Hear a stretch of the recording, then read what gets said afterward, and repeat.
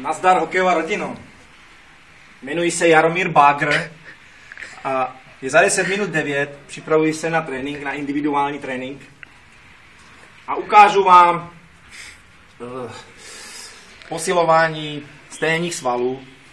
Budeme dělat dřepy.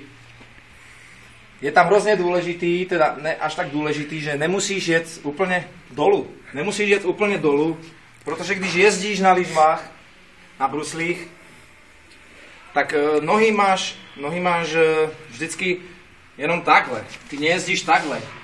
To znamená, je to činka 137,5 kg, uděláme z ní 6 drepů i pak uděláme 3 mohutní výskoky.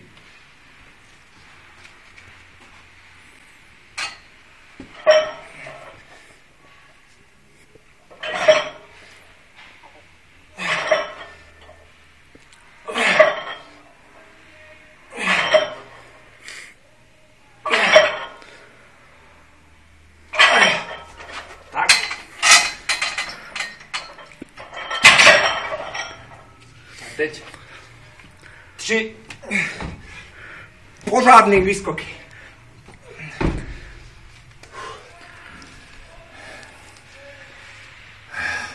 Kdybych tohle věděl někdy před 15-20 lety, byl bych někde jinde. Tak ale nežaluji ničeho. Teď jsem na to přišel.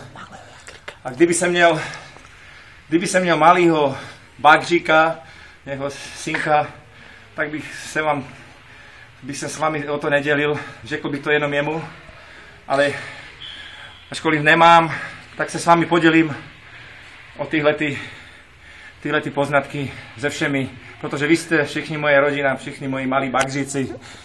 Příště vám ukážu zítra na svém individuálním tréninku, jaký posilování horní části těla i břicha. Naslyšenou, na viděnou.